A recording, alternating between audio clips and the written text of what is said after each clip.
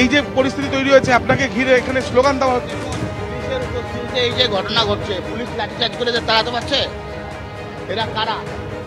এরা সব সমাজ বিরোধী। অন্যদিকে বুথে বিশাল সংখ্যায় কিন্তু ইতিমধ্যে পুলিশ গিয়েছে এবং আরও একবার ছবিটা দিব্যেন্দু সিংহ দেখাচ্ছে। একেবারে নির্বাচনের শেষ লগ্নে সেখানে উত্তেজনার পরিস্থিতি সাঁইথিয়াতে, এবং সাঁইথিয়াতে ইতিমধ্যে বিজেপি তৃণমূল একেবারে মুখোমুখি। সেখানে ধ্রুব সাহাকে ঘিরে স্লোগান দেওয়া হচ্ছে। ক্যান্ডিডেট এসছে, ক্যান্ডিডেট আসতেই পারে এখানে। আমরা কেবল আমাদের বুথে থেকে কিছু ছেলে স্লোগান দিয়েছে এইটুকুই, কিন্তু ওনাকে কোনো আটকানো হয়নি, ওনাকে কিচ্ছু করাও হয়নি, কিছু বলাও হয়নি, এইটুকুই। তারপরে এইখান থেকে ওনারাই লোক ডেকে নিয়েছে, এইখানে ঝামেলা পাকানোর একটা সৃষ্টি করছে। আমাদের সারাদিন ভোট হয়েছে, আমাদের কোনো শান্তিপূর্ণভাবে ভোট হয়েছে, আমাদের কোনো অসুবিধা হয়নি। তৃণমূলের তরফ থেকেও কিন্তু অভিযোগ তোলা হচ্ছে ধ্রুব সাহার বিরুদ্ধে, এবং এই যে পরিস্থিতি, এই যে ক্যাম্প, সেই ক্যাম্পের ভেতর থেকে অনেকে ছিলেন এবং সেখানে ইতিমধ্যে সেখান থেকে যারা ছিলেন তাদেরকে সেখান থেকে সরানো হয়েছে। এই ছবিটাই কিন্তু আমরা দেখতে পাচ্ছি। আজকে ঠিক ভোট শেষ হওয়ার কিছুক্ষণ আগে প্রায় 5টা নাগাদ খবর আছে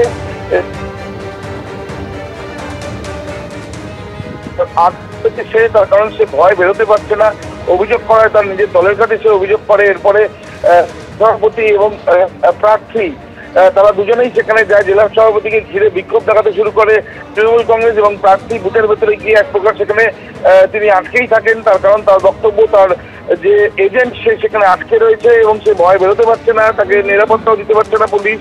এবং তারপর তিনিও সেখানে প্রায় 1 ঘন্টার মতন সেখানে আটকে থাকেন।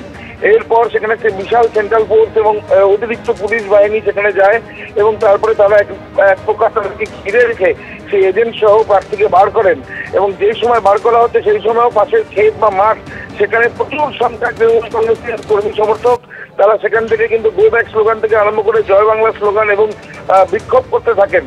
পুলিশকে রীতিমতো বেগ পেতে হয় এই যে জনতা যারা সেখানে উপস্থিত ছিল সেখানে তাদেরকে সরিয়ে দিতে। যখন তৃণমূল কংগ্রেসের কর্মী সমর্থকরা উপস্থিত থাকেন তখন বিজেপির কর্মী সমর্থকরাও সেখানে চলে আসে। এক প্রকার উত্তেজনার পরিস্থিতি তৈরি হয় এবং 82 নম্বর বুথ, এই 82 নম্বর বুথ সাঁইথিয়ার অন্তর্গত, অর্থাৎ বীরভূম লোকসভা কেন্দ্রের অন্তর্গত সাঁইথিয়া, সেখানকার 82 নম্বর বুথের এই ঘটনায় যথেষ্টই চাঞ্চল্যের পরিস্থিতি তৈরি হয়েছিল। ধন্যবাদ আবির। সাঁইথিয়ায় সন্ত্রাসের আশঙ্কায় ঘণ্টাখানেক বুথেই বন্দী বিজেপি প্রার্থী। অবশেষে কেন্দ্রীয় বাহিনী নিরাপত্তায় বুথ ছাড়েন বিজেপির এজেন্ট। যখন বিজেপি এজেন্ট বুথ ছাড়েন তখনও স্লোগান দিতে দেখা যায় তৃণমূল কংগ্রেস কর্মী সমর্থকদের।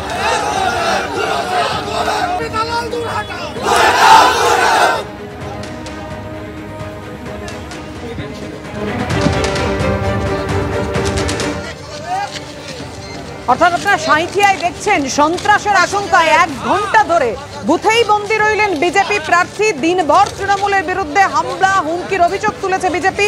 বুথের বাইরে তৃণমূলের ক্যাম্প এবং বেরোচ্ছেন কেন্দ্রীয় বাহিনীর নিরাপত্তায়। প্রার্থী দিলেন অভয় এবং তারপর কেন্দ্রীয় বাহিনীর নিরাপত্তায় এজেন্ট এবং প্রার্থী বাইরে বেরোতে পারলেন, কিন্তু শুরুতে নয় কেন, উঠছে প্রশ্ন।